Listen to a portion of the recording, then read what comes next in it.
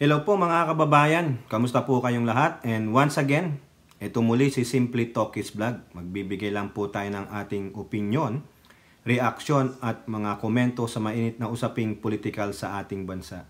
So pag-usapan natin mga kababayan, ito pong survey ng Tangery regarding sa pulso ng mga mamamayang Pilipino tungkol po dyan sa impeachment trial.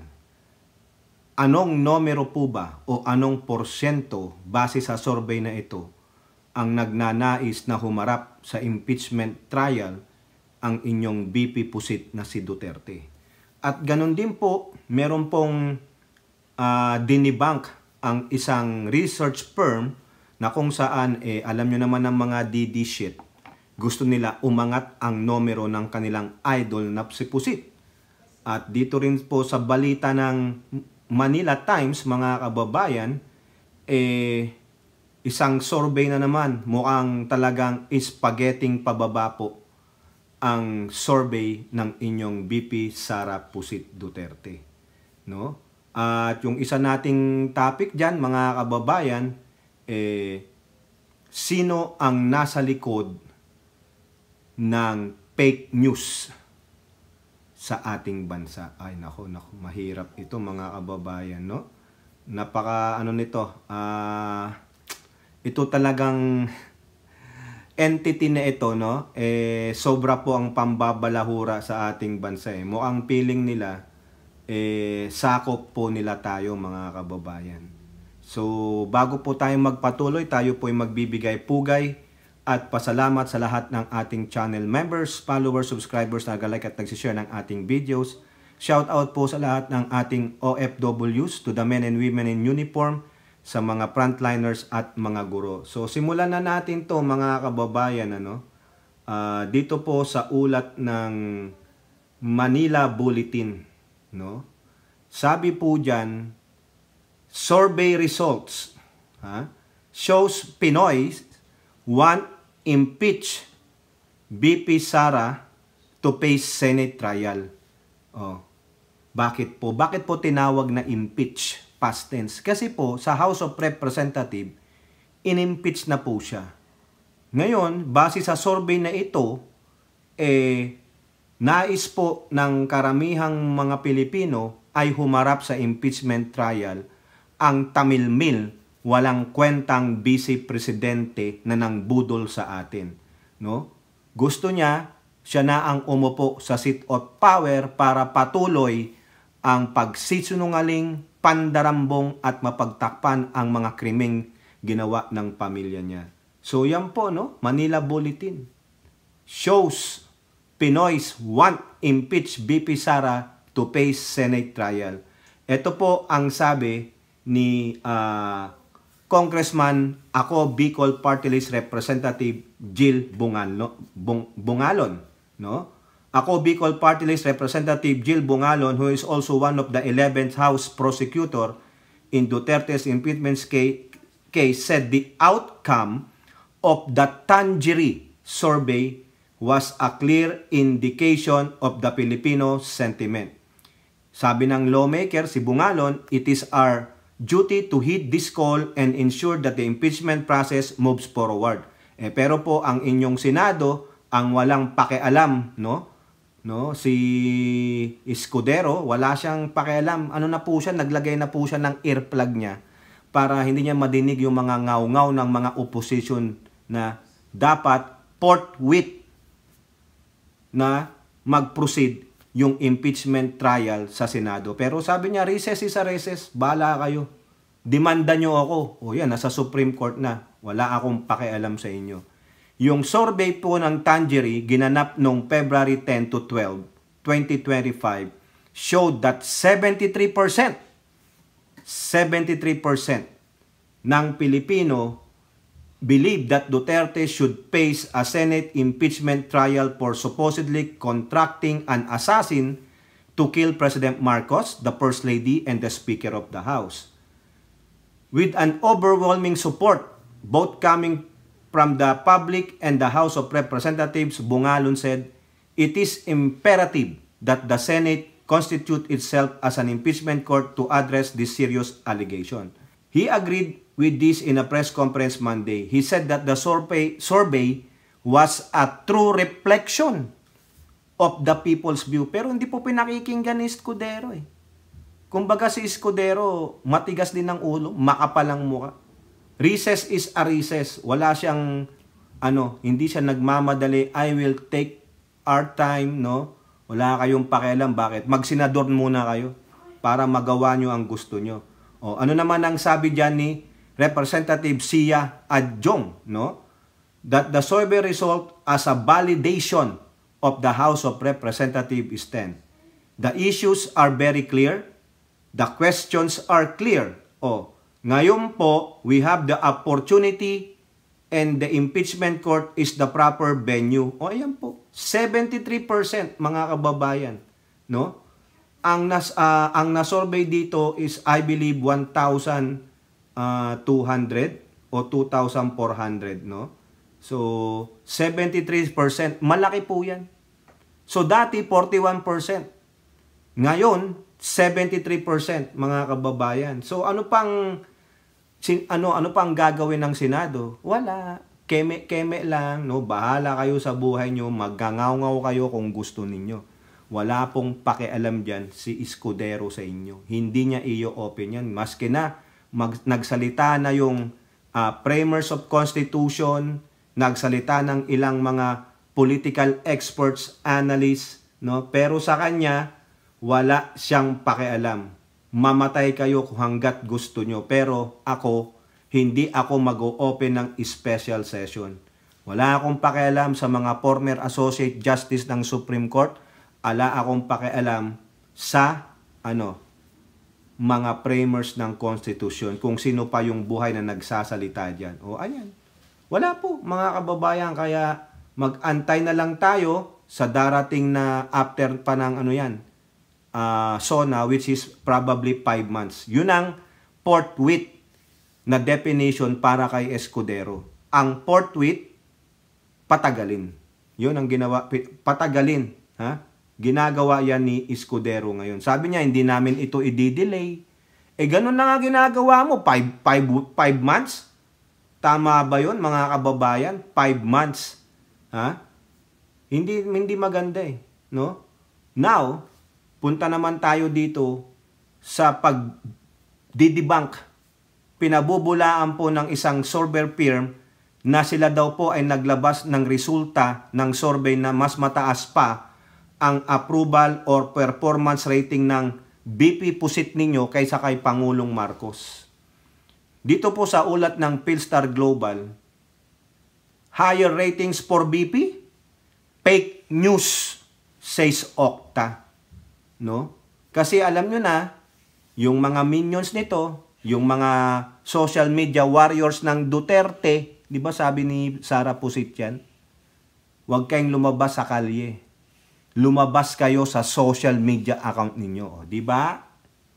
Hindi nila kayang punuin yung kalye sa EDSA. O ngayon, sinabi niya yan. Doon sa kanyang huling-huling press conference, yung walang kakwenta-kwenta niyang press conference after nung ma-impeach siya. Wala. Sabi niya, huwag kayo sa kalye lumabas. Sa social media kayo lumabas. So ayan, ginagawa na ng fake news ng mga trolls niya yung Okta Research Survey. Yung numero, ha?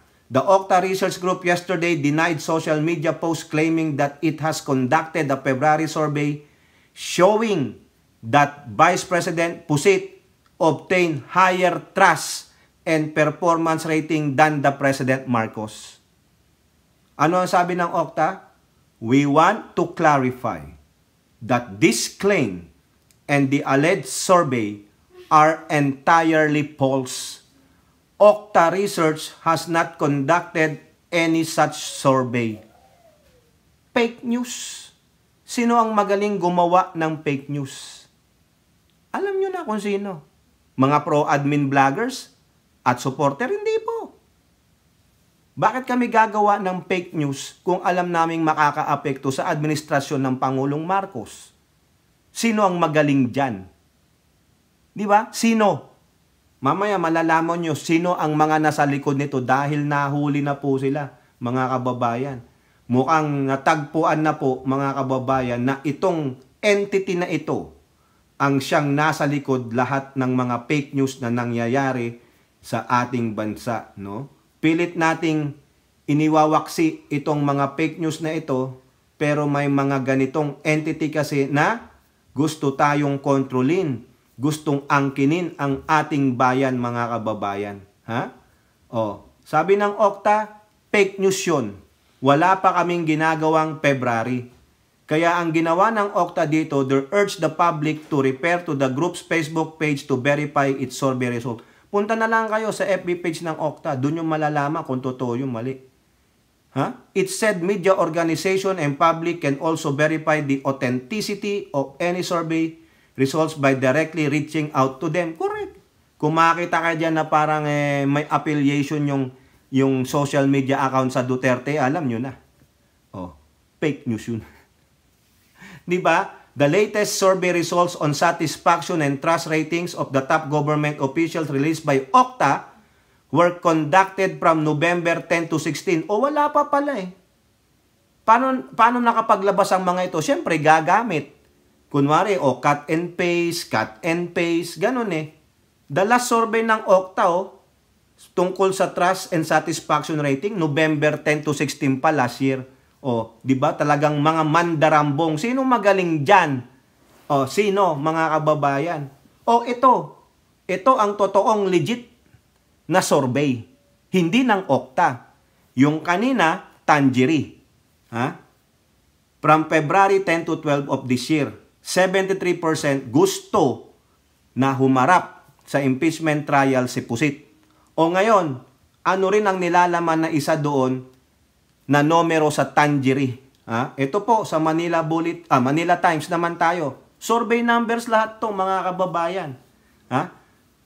Magpe-pertain ito lahat sa numero. Kasi related ito dito sa huling-huli nating topic. Okay? Survey shows deep in Duterte's rating. Deep. Pabulusok. Bagsak. The latest survey by Tangery showed a drop in Vice President's satisfaction and trust rating. Tangery ito.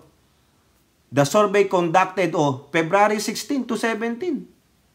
2 araw lang. Showed Duterte's satisfaction ratings slipping from 40.6% to 40%. Nabawasan ng 0.6. Malaki pa rin yan.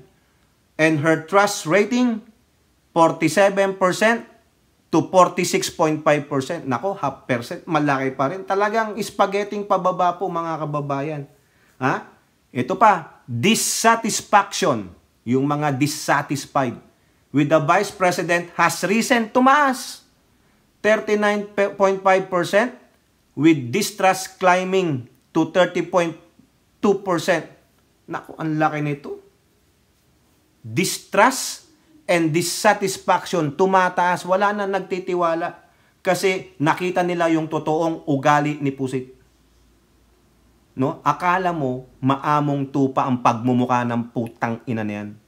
Yung pala, isa palang demonyo. Kaya totoo yung a devil in a sheep's clothing. Mangbubudol. Huwag kayong paluloko. Kaya tingnan yung sentimiento ng mga mayang Pilipino. Dissatisfied, tumataas. Yung mga hindi na nagtitiwala, climbing to Mount Everest number. Di ba? Bagsak ang trust rating, bagsak ang satisfaction rating. Therefore, pag bumagsak yun, meaning yung dissatisfied, yung mga distrust, tataas din. Hindi na balance yung equilibrium. Siso ka na. Di ba? Respondents from upper and middle class were key drivers of the shift. Upper and middle class. In contrast, ano naman po ang numero ng Pangulo sa satisfaction and trust rating niya? Remain relatively stable. Stable. Meaning, hindi umangat, hindi bumagsak. Parang, ganito lang. Pantay lang. Calm water tayo. Si Pusit, going down the drain, mga kababayan. Huwag na natin alamin pa yung iba. Concern lang tayo kay Pusit at kay Presidente. Ha? So wag po kayong maniniwala, may nagsasabing, tumaas ang satisfaction trust rating ni BP Pusit Duterte. Mga sinungaling yun. Mga paid vloggers yun, mga kababayan. O sino nagbabayad doon? Ay, alam nyo na. Di ba? Now, eto. Yung pagpe-fake news. Yung mga vloggers na gumagawa ng fake news. Pati yung rally daw, di umano umaten sa kanilang rally. Libo. Yung pala, concert ng mga Amerikano. Kakapal talaga ng mukha, no? Di nahihiya, no? Paano? Kailangan gawin kasi bayad eh. Di ba? Hindi para sa suporta sa Duterte. Bayad sila, mga kababayan. Diyan sila kumikita ng malaki. O eto, ano po ang sinabi ng dalawang mambabatas dyan, no? Si One Rider Party List Representative Gutierrez at Sia Adjong, no? Tungkol po dito sa fake news na ito. Sino ang nasa likod niyan? O ayan po, sa politiko. Is China behind fake news about West Philippine Sea? Political propaganda in PH? Lawmakers call for probe. O dapat lang yan. Paimbestigahan, mga kababayan. Naalala nyo yung sa unang TRICOM meeting bago magsimula. Mayroon po silang mga resource person na galing sa mga media na kung saan na-discover po ng mga researchers na ito, na media na ito, na itong China ay nakikialam sa ating bansa. Itong China ay may impluwensya sa ilang mga vloggers, influencer na sumusuporta kay Sara Pusit Duterte. O eto po, mga kababayan. Ha? Tignan nyo po ito. Ayan o. Barsitarian News sa kanilang isa sa mga article. UST, Master of Arts students uncovers Chinese link influence operations backing Sara Duterte. Ha? Miruin nyo na yan din, isiniwalat yan doon sa TRICOM. At ito pa, may balita pa dyan, mga kababayan, sa kanilang mga X account, no? Ang daming X account na nanggaling sa China na ang sinusuportahan, ipinopromote si Sara Pusit Duterte. Di ba? Bakit si Sara Pusit ba nakatira sa China? Ayan o. Ang daming institusyon, ang daming personalidad na kilalang tinitignan ang trend sa social media, binabasa.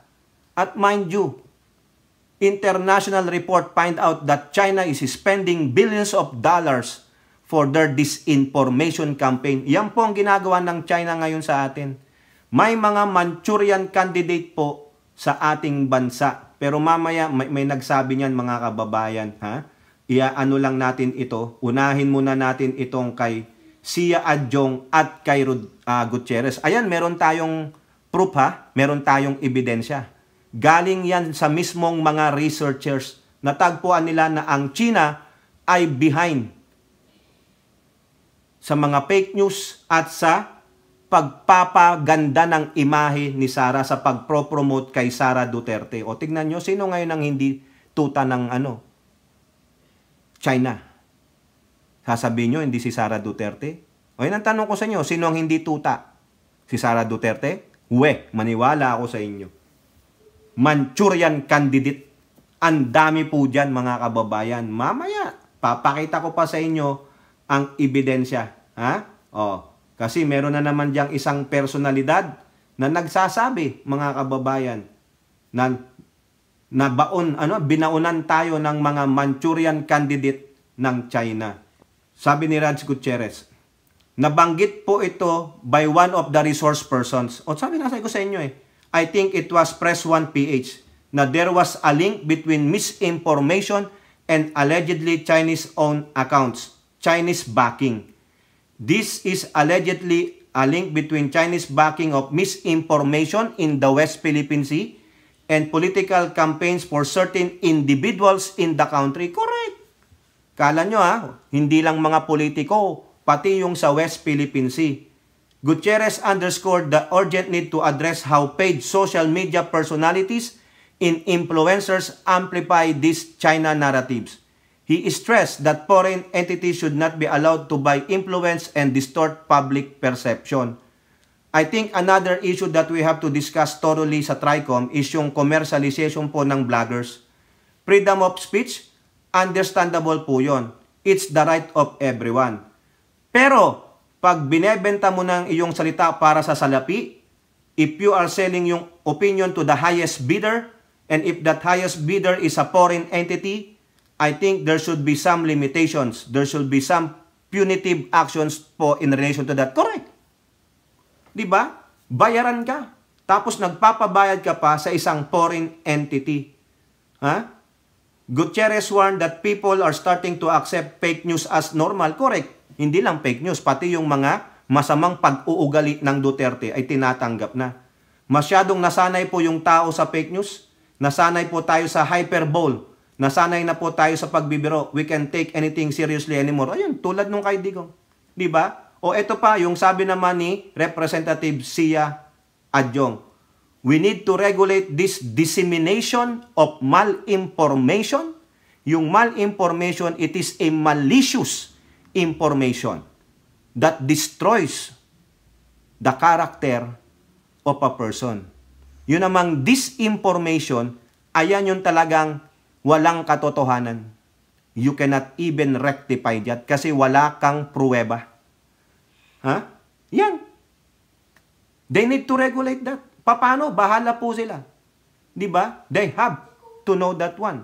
Ha? Ito pang sabi ng Press 1 PH, it is in its presentation during the previous TRICOM hearing, exposed a massive disinformation campaign fueled by Chinese-controlled social media accounts. Their investigations uncover over 107 fake X account with Chinese names that were initially created for Spanish-speaking audience but have now been repurposed to spread falsehood about the West Philippine Sea issue and amplify pro-Duterte propaganda. O, ayun. Di ba tama eh? Yung pinakita ko sa inyo kanina, hindi lang Press 1 PH. Ha? Kundi yung itong sa veteran, inulat ng Barsitarian News. O baka nga yun. Di ba? O, para sa benefit ni Sara Duterte, sa benefit ng mga Duterte candidates at paninira sa West Philippine Sea. O, sino pa po mga kababayan diyan ang nagsalita tungkol diyan sa ano ng China? Ito po, yung dating Associate Justice na si Antonio Carpio. Yung quote card sa Impact Leadership. This election is not purely about internal politics, about internal matters, because there is a country that wants to grab our maritime zones and island territories. So, we should be careful not to vote for Manchurian candidates. Candidates who will do China's bidding. O ayan. Once elected, they will say the Philippines has no right to name the West Philippine Sea as West Philippine Sea. Remember, Marcoleta. Like Duterte, they will say the arbitral award is a scrap of paper. I will throw that into the wastebasket. Those are the words that China wants to hear. Duterte even said, we have lost already the West Philippine Sea. China is in possession of the West Philippine Sea. Correct. Sino ang mga Manchurian candidate na ito, mga kababayan? O, di ba? Ngayon, etong masama, mga kababayan, sa ulat ng Manila Bulletin, hindi ko sinasabing ang mga ito ay mga China supporter.